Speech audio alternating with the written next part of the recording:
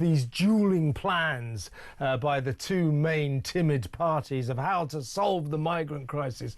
You know, both of them, both Starmer and Badenoch, coming out with their plans. You know, what we're going to do is, you know, Keir Starmer, of course, wouldn't even dream of leaving the ECHR, the European Convention on Human Rights. That's the role of international law. I mean, that he worships at that altar. So his plan, of course, does not involve leaving the ECHR. Therefore, his plan is doomed to failure. You have to leave that foreign court if we're to do anything about our own sovereign borders. Meanwhile, Kemi Badenoch entertains the concept, possibly, of reviewing our continued membership of the ECHR. No, Kemi, if you don't leave the ECHR, you cannot ever solve the migrant crisis. These two parties have no idea what they're doing when it comes to our migrant crisis, do they? I mean, I literally can't believe another Tory leader is still talking about contemplating leaving the ECHR. How much more evidence do they need? I mean, they've literally been saying this since Theresa May was, I think, Home Secretary. I think not even when she was Prime Minister. I'm talking when she was Home Secretary. They were talking about this. So that is over a decade ago, if I'm not wrong. Around about a decade, the Tories and every single Tory leader has been making these noises. It's not good enough to continually fob everyone off with this.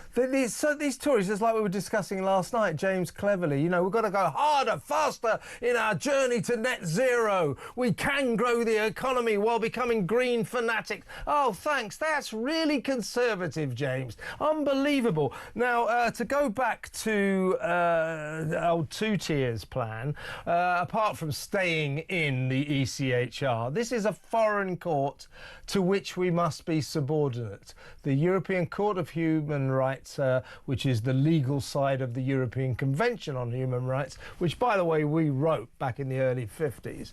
Now, so he's going to stay in that, but what he's talking about is he's going to have a crackdown, he says, him and Calamity Cooper. They say they're going to have a crackdown on Article 8 of the the European Convention on Human Rights. That is your right to a family life. You know, the way paedophiles come out of jail and then we don't deport them or can't because they got two kids of their own. That kind of nonsense.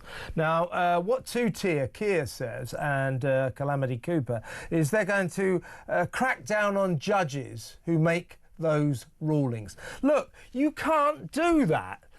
You know, if you're going to stay in the European Convention of Human Rights, you have to obey Article 8. You can't turn around and say, we'll stay in the ECHR, but that bit of it we're not going to have anything to do with. You either quit and you stop being ruled by the nonsense of Article 8 and the right to a family life, or you don't. And if you don't quit, say hi to the migrant crisis. It will be with us forever. Unbelievable, these people. Completely unbelievable. It's yet more meaningless guff from this government. They say things and they're things that just bear no scrutiny whatsoever. I mean, it is true that there are ways of interpreting the law, and that the judges, far too many judges, and you and I have talked about this, Kev, of late, have been almost seemingly deliberately interpreting the law in a way that is so counter to the British national interest. You're left wondering, you know, they've literally gone out of their way to do the very opposite of what all the anyone sensible, any normal voter would want. But obviously they are constrained by the law. There's a bit of interpretation, but there is the actual law. And ultimately, if you've not left the ECHR, you know, one judge may take one interpretation, and, you know, if the complainant doesn't like it, or the defendant, on it goes to another human rights judge.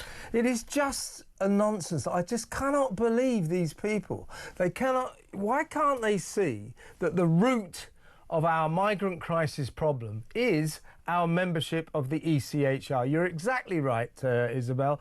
The interpretation by left-wing immigration tribunal judges is a serious problem. But Article 8, it's there in black and white. You have a right to a family life, and as long as we make ourselves subordinate to the ECHR and subordinate to Article 8, then these migrants will keep coming and we won't be able to deport them. Meanwhile, that nonsense we discussed last night, you know, they're still trying to hail it as a triumph that the French may consider intercepting migrant dinghies up to 300 metres out to shore. Hitherto, they haven't even been allowed to paddle into the English Channel, not even that deep. So they're now saying 300 metres, as we discussed last night. No, 10.5 miles. You're half of the channel, not 300 damn metres. We're giving you £500 million.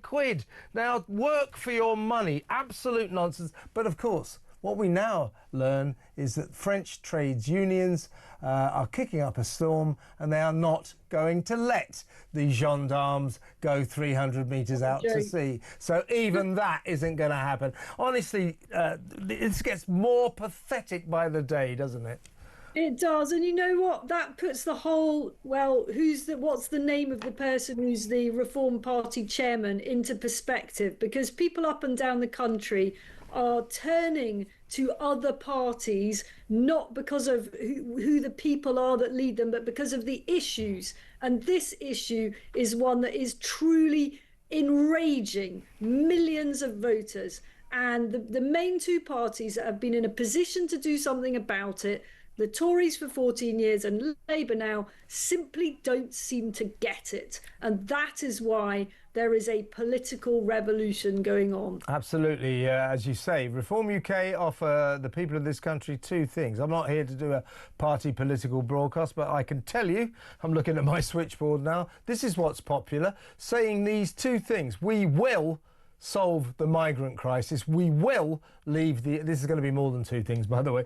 We will leave the ECHR. We will turn the boats around. Nobody's getting in. And also we will scrap the entire net zero claptrap nonsense. And the two main parties are going, oh, well, we've looked at our focus groups and we're not sure that people really want to be quite this draconian. You know, it's just absolute. These people are idiots. They should go and get themselves other jobs.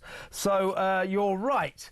The people who want to solve this migrant crisis by, if necessary, turning the boats around, not letting these foreigners break into our country, not letting them set foot on our shore, the party that offers the people that will not have to worry too much about the fact its chairman has just quit. Let me tell you that.